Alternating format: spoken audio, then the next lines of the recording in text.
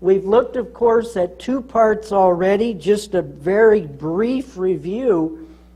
The Bible's very clear that Babylon the Great controls the leaders of the world. And both Putin and Zelensky are both leaders in this world. And Babylon the Great controls those leaders today. So Babylon the Great, the papacy, is the one behind this war in the Ukraine. All right, let's take a look. Ellen White and the Great Controversies, End Time Look. Over the last 45 years, Ellen White has come under satanic attack inside and outside the church. Here are a few of those attacks. There was a man in the 1970s named Desmond Ford attacking the spirit of prophecy, misquoting her. Walter Ray writing an article in the Los Angeles Times in the early 1980s, assaulting Ellen White. Neil Wilson, George Vandeman in the 1980s. William Johnson, Roy Adams, the General Conference in the 1990s.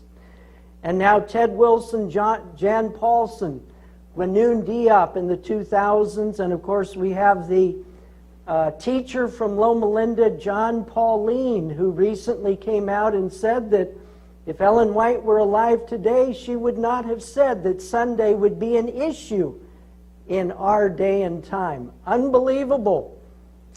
All have subtly or openly attacked Ellen White and her understanding of end-time events.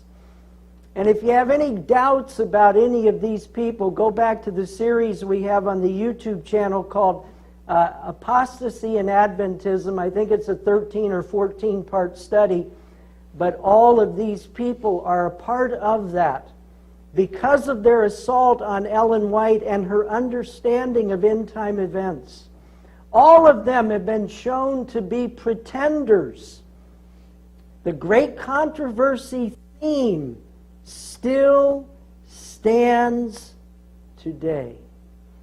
No matter how many times people attack Ellen White's writings, they just keep right on going. Just keep right on going. She's been led of God to declare the following as key movers and shakers in end-time events. These are all in harmony with Scripture. Ellen White foretold the rise of the papal power in Great Controversy, page 565. She said the Roman Church is far-reaching in her plans and modes of operation.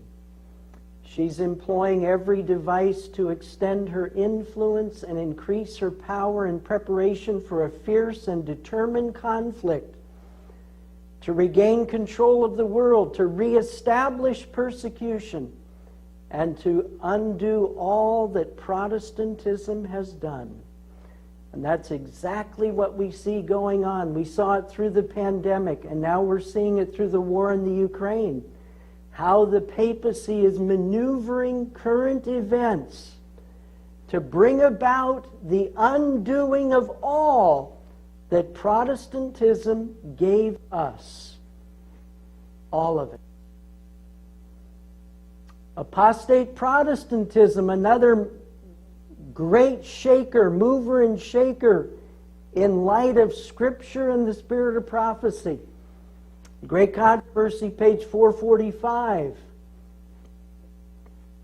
We read, when the leading churches of the United States, uniting upon such points of doctrine as are held by them in common, shall influence the state to enforce their decrees and to sustain their institutions,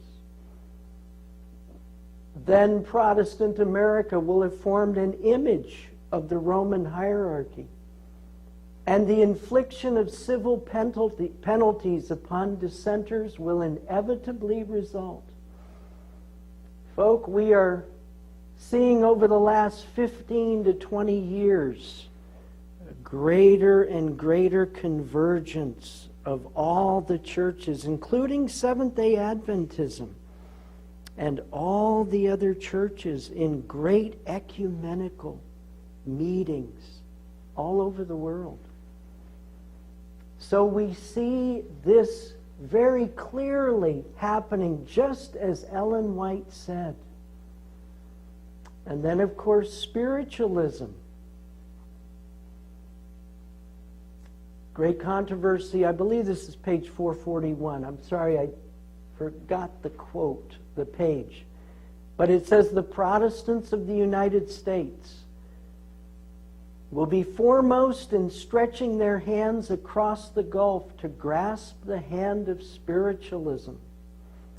They will reach over the abyss to clasp hands with the Roman power.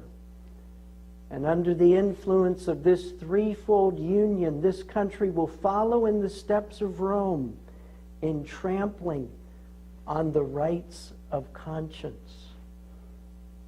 So Ellen White adds a third element that, of course, we see right there in Revelation chapter 16 and verse 13. The threefold union, three unclean spirits like frogs come out of the mouth of the beast, the papal power, the false prophet, apostate Protestantism, and out of the mouth of the dragon.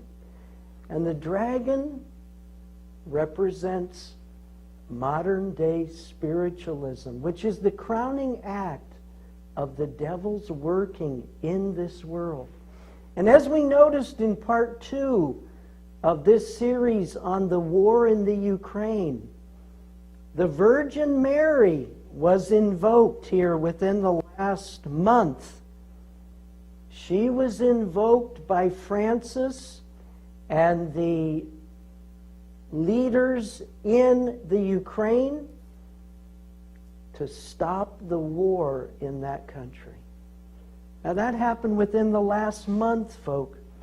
The Virgin Mary, and of course we saw right from the Bible that the Virgin Mary is asleep, just like everybody that's ever died, because people don't know anything in death. So we see this threefold union that Ellen White said would take center position at the end of time. The papacy, apostate Protestantism, and spiritualism. Spiritualism.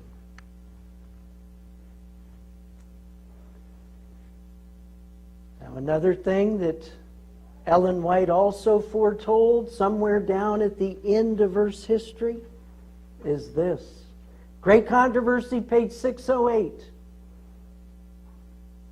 It says, as the storm approaches, a large class who have professed faith in the third angel's message, but have not been sanctified through obedience to the truth, abandon their position and join the ranks of the opposition.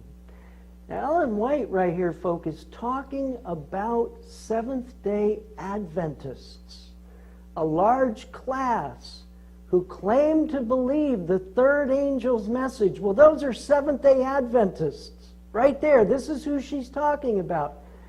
And she says they have never experienced obedience to the truth.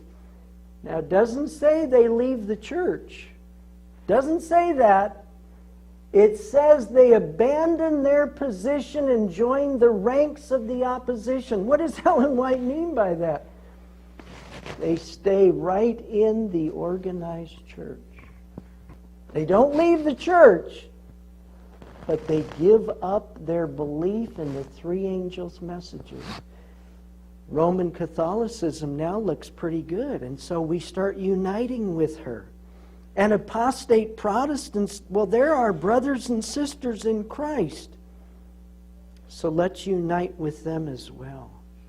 So Seventh-day Adventists, down at the end of time, Ellen White said they'd stay right in the conference church, but they would abandon their teachings on the three angels' messages.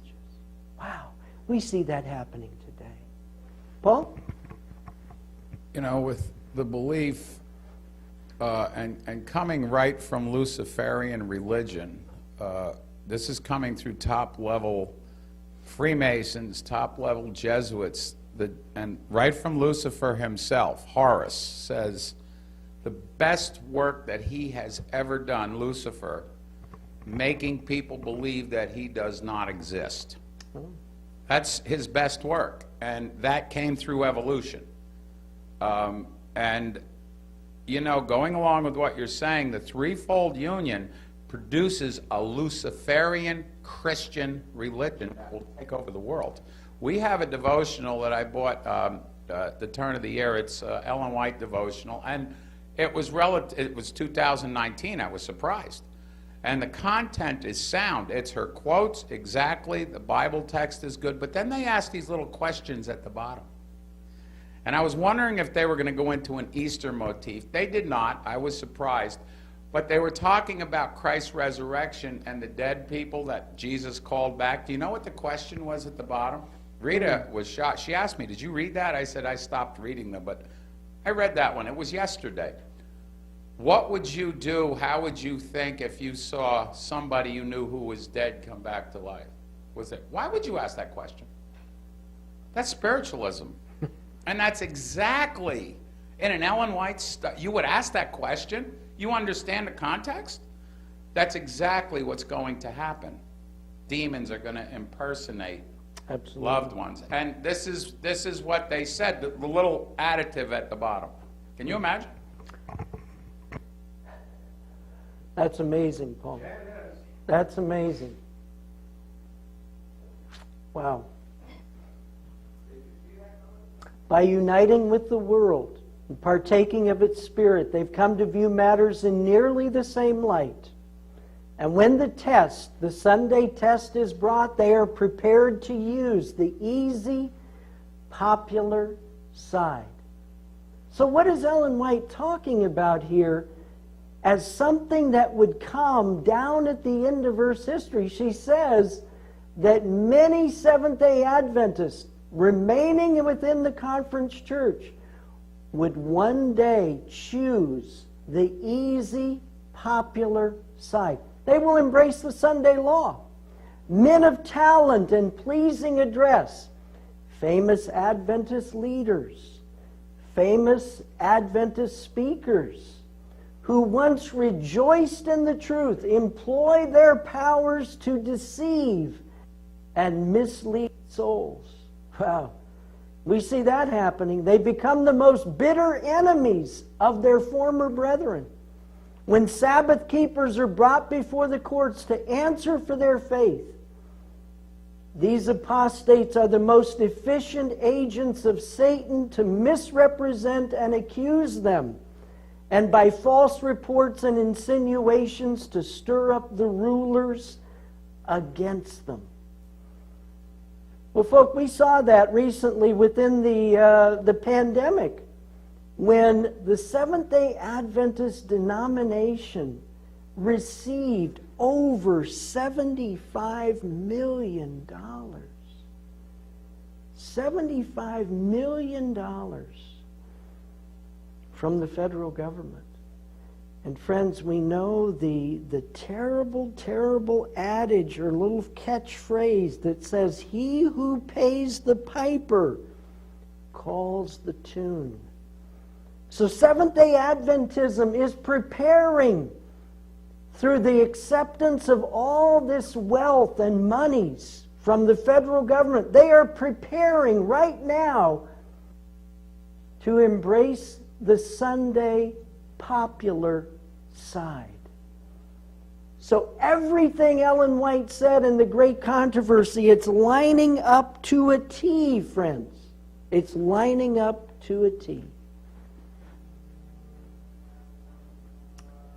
And one other thing, there's many others that we could mention here, but one other thing she did talk about that I want to mention is Great Controversy, pages 589 and 590.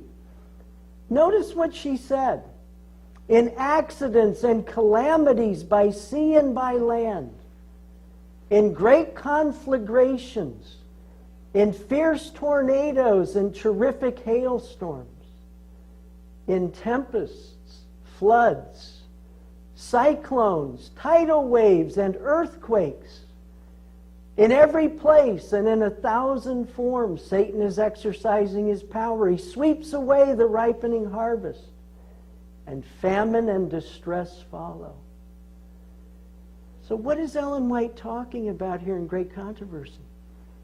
She's talking about natural disasters, floods, cyclones, terrible, terrible things going on in the natural world.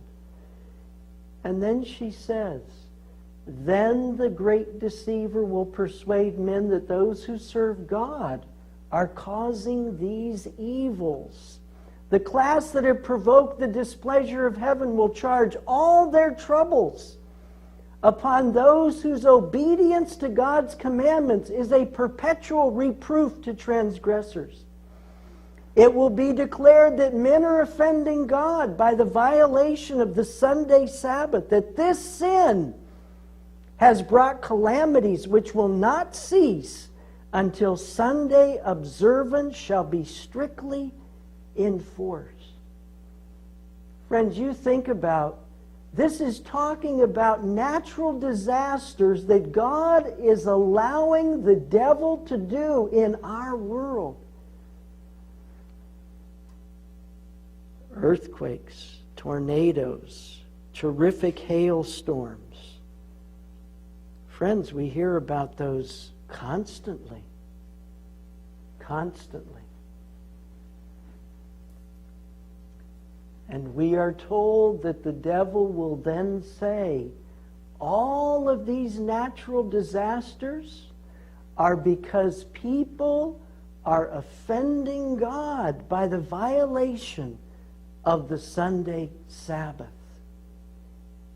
And these natural disasters will not stop until Sunday is to be strictly enforced. Watch the news, friends.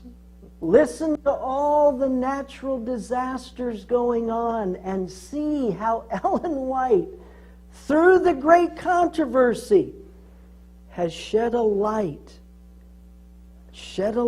to our day as to exactly what is going on.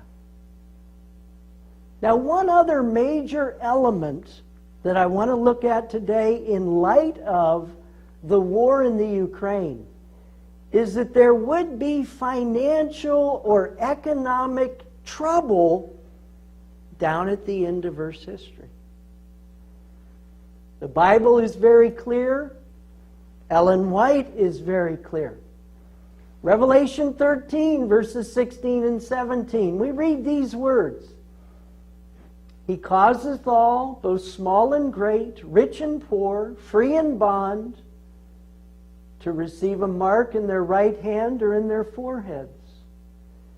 And that no man might buy or sell, save he that had the mark, or the name of the beast, or the number of his name. So the Bible indicates for us in Revelation 13 that somewhere down towards the end of Earth's history, the issue of being able to buy goods or sell them will have strings attached to it.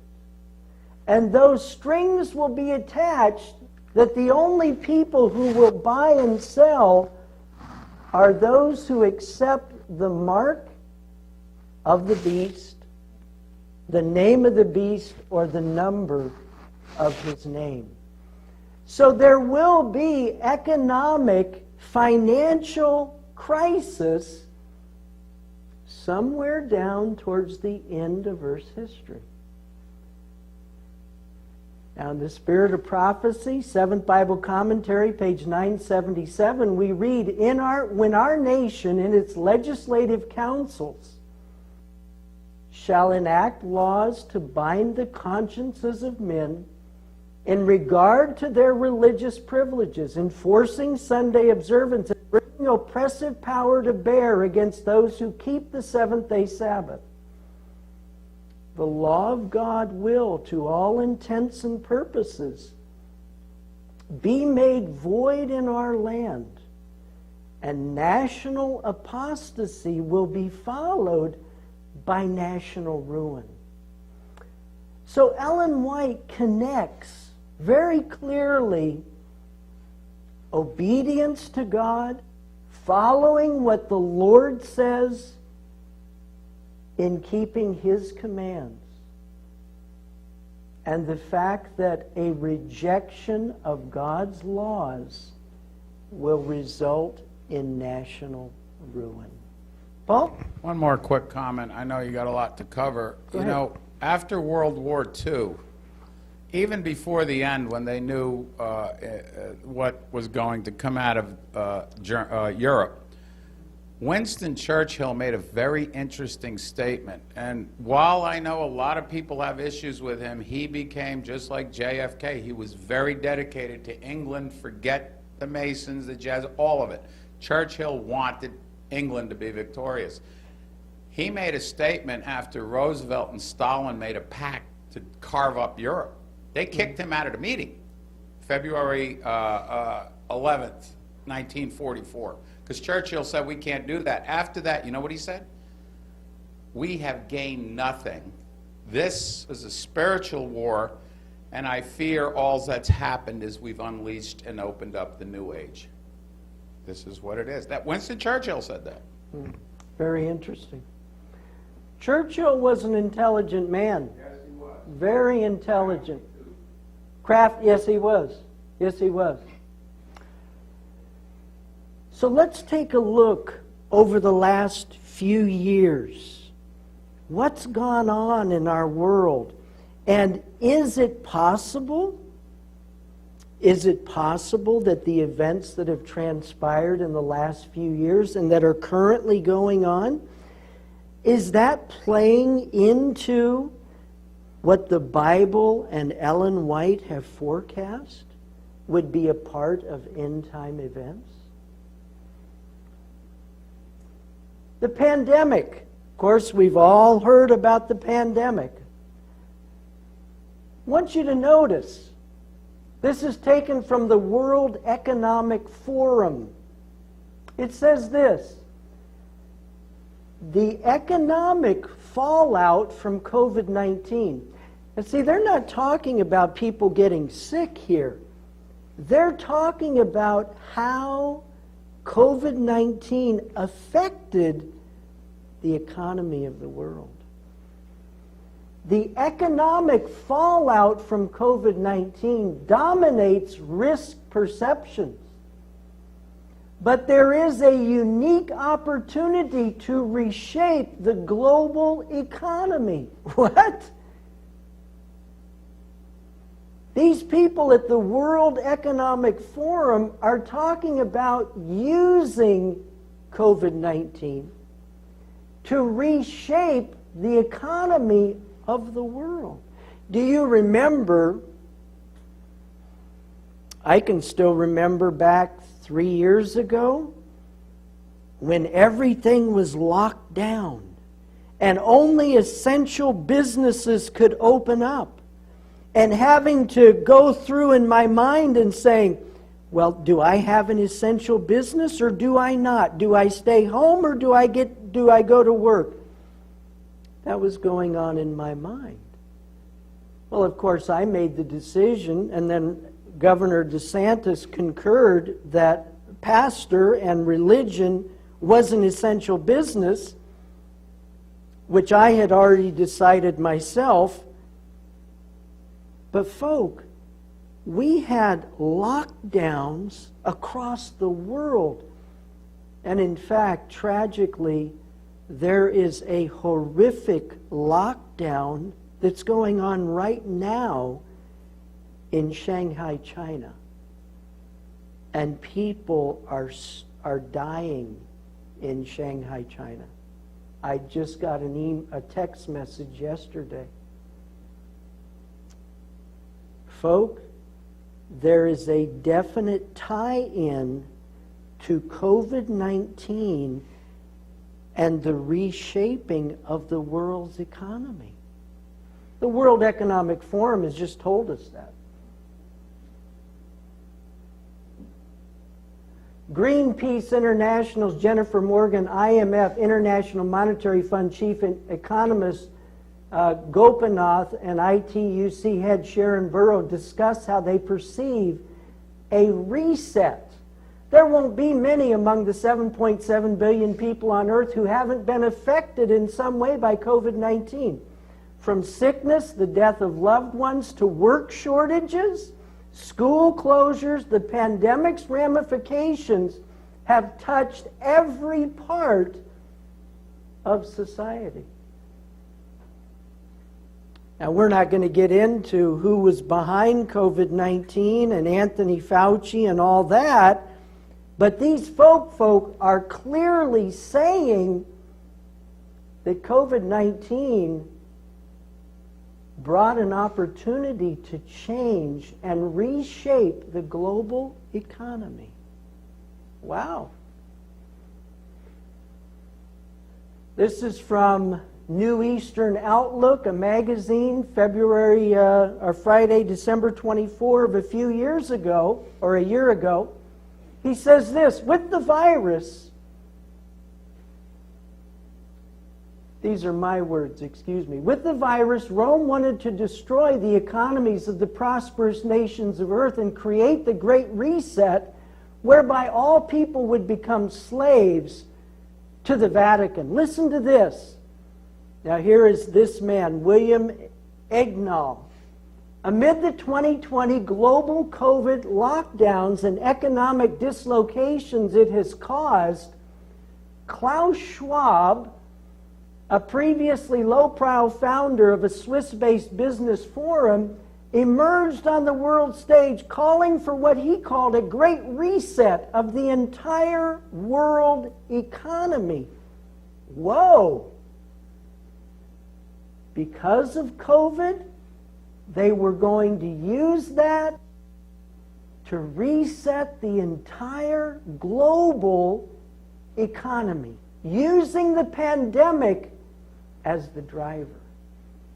He even published a book in July of 2020 outlining his blueprint. It has been rightly called a technocratic society with global, top-down central planning. Schwab uses global warming fears and the plight of the world's poor to justify what is in effect a plan for global totalitarianism. Whereas the Davos website puts it, nobody will own anything. Oh, really? Global totalitarianism? Using the economy, using COVID to bring that about? He goes on. What is not well known is the fact that the inspiration for Schwab's dystopian plans comes from, well, what do you know? From a Catholic bishop, from Babylon the Great, folks, whom he met in Brazil in the 1970s. That bishop linked Schwab's vast globalist network with the powerful political influence of the present Pope Francis. Whoa! So now we've got four elements here, folk. The COVID lockdowns were to bring about a change of the world economy, and this was something that was clear in the minds of Klaus Schwab, united with Pope Francis. Surprise, surprise. All the elements, several elements that Ellen White said would be big and front and center at the end of time. Paul? Again, and I know I keep referring back to this, but the blueprint for all this was pre-war Nazi Germany. There was a financier named Schlacht. He was born Horace Greeley, but he assumed his name. And Germany was broke in the 1920s and 30s from World War I. This man, and I beg people to go look at this guy. He died in 1970 in New York. What he did with the finances, and he also cloaked it so that the rest of the world had no idea what Germany was doing with their money. He took it from a broke country to one of the most powerful economic engines of its time to build that military. This is exactly the same thing. Just look up a guy named Horace Greeley, because that was his real name, and he was born in January 22nd of 1877.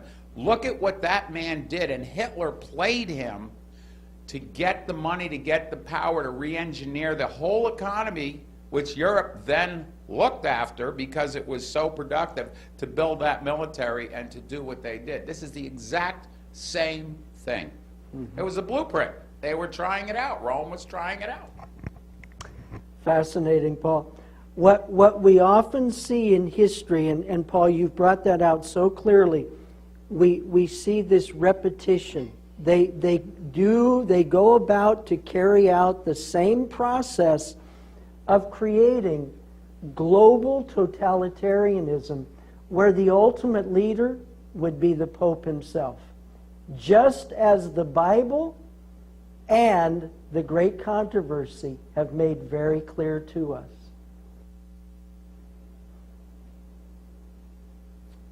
Two sides to the same coin. Brandon Smith said Klaus Schwab and the World Economic Forum happily announced the pandemic was the beginning of the Great Reset. The beginning. So it wasn't the end. This wasn't to end something. No, this was the beginning to reset the global economy. And the fourth industrial revolution, stating that the COVID crisis presented a perfect opportunity for change. Imagine if they had the power to simply shut down your ability to get a job, to shop in grocery stores, and even shut down access to your money. These people are playing, folks. Now, I want you to think, before we go to the next slide, COVID started to die down, I don't remember now, somewhere in the last 4 or 5 months, I guess. But it started to die down, and numbers were getting less. And then what happened all of a sudden? We had a war in the Ukraine. And instead of the nightly news focusing every comment on COVID, COVID, COVID, now it's the war in the Ukraine, the war in the Ukraine. Are these two sides to the same thing? For 2+ years, it was virus, virus, virus. All of a sudden, the virus virtually died. And the war in the Ukraine took front and center. A gentleman from Ghana sent me an email. He said, what suddenly has just happened? That COVID-19 has disappeared, and now it's Russia versus the Ukraine. Where are we heading? COVID-19 was the headline news, and all of a sudden it's virtually gone. Where did it go? Out of the blue, there's a war. Front page headlines for weeks now. This seemed choreographed, planned to the hilt. Is there a connection to COVID-19 and the war in the Ukraine? What do they have in common, folks? You say, well, one's a disease, an illness, and the other one they're having a war. There's no connection. Yeah, but wait a minute. The World Economic Forum and Klaus Schwab said that COVID-19 was the beginning of the great economic reset. So COVID-19 was about affecting the global economy. Is the war in the Ukraine having any effect on our economy? and the economy of the world?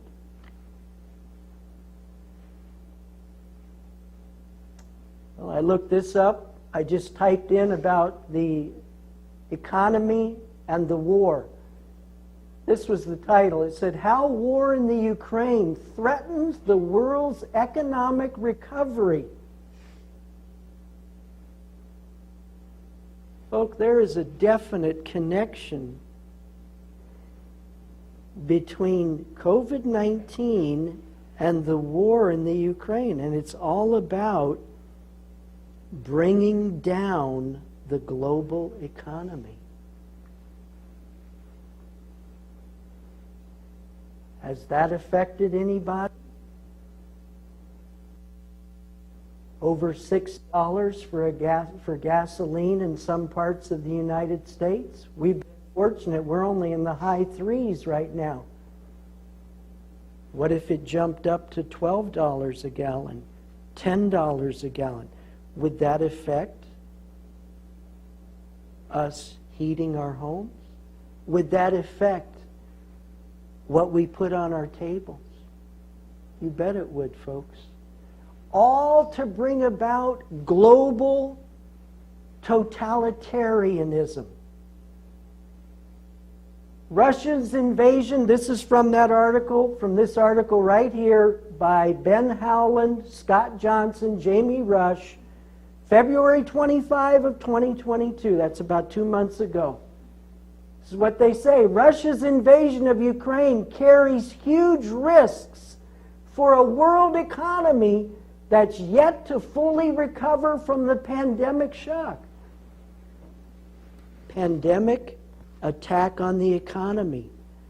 War in the Ukraine, attack on the economy. Not just America, friends. We're talking about the global economy. The assault followed weeks of tensions that already sent tremors through the world economy by ratcheting up energy prices. Oil briefly climbed past $100 a barrel for the first time since 2014, while European natural gas jumped as much as 62%. As Ukraine fights for survival, Western governments are taking steps to punish Russia. They're aware that by doing so, they could heighten the conflict's impact on their own economies. Well, that's the whole purpose, friends. You know, there's an old saying. The head of the Rothschild family stated, "I don't care who writes the laws for countries." He says, give me the person's wealth, give me the nation's wealth, and I don't care who writes the laws. And then Mayor Amschel declared his understanding of the Golden Rule. You say, well, that's easy. Do unto others as you would have them do unto you. Well, that's our understanding of the Golden Rule. But Mayor Amschel Rothschild's understanding is the one who has the gold makes the rules. This is all about, friends, gaining control of the world economy.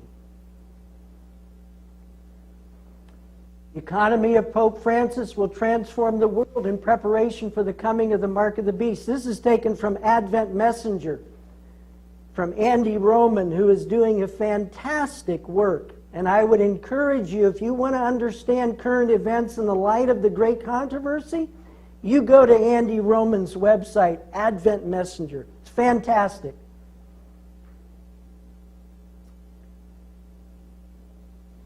Anthony Eminette is a professor at Fordham Jesuit University School of Business. Jeffrey Sachs is an American economist who was recently named to the Vatican-based Political Academy of Social Sciences. These two individuals collaborate on an essay that appeared in the National Catholic Reporter on March 29 and lays out the Vatican strategy for the future new economy and the construction of a better world. A new economy. A new economy, friends? a new economy where nobody owns their own property. Friends, this is pure communism. Pure communism.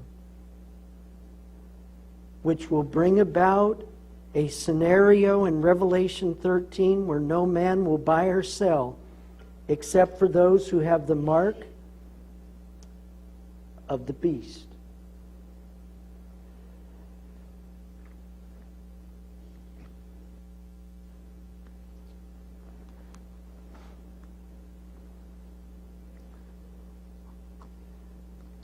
Many people today feel that Pope Francis, by praying for the Ukraine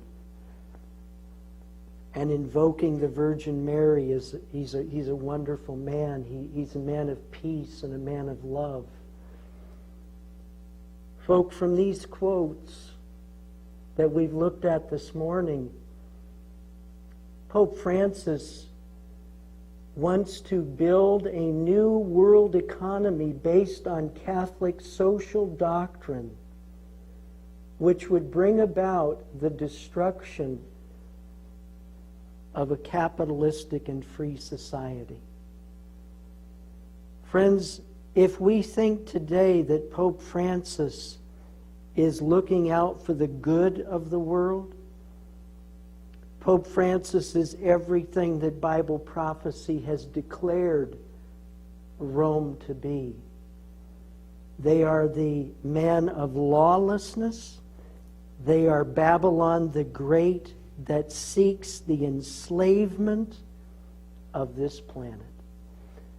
In closing, I'm thankful for the wonderful promises of God today. And I am thankful for the promise that whatever comes our way, we have this assurance. And I will close Zechariah chapter 12 and verse 8. In that day shall the Lord defend the inhabitants of Jerusalem. Those are God's children. And he that is feeble among them at that day shall be as David, and the house of David shall be as God, as the angel of the Lord before them. I am grateful today that in our feebleness,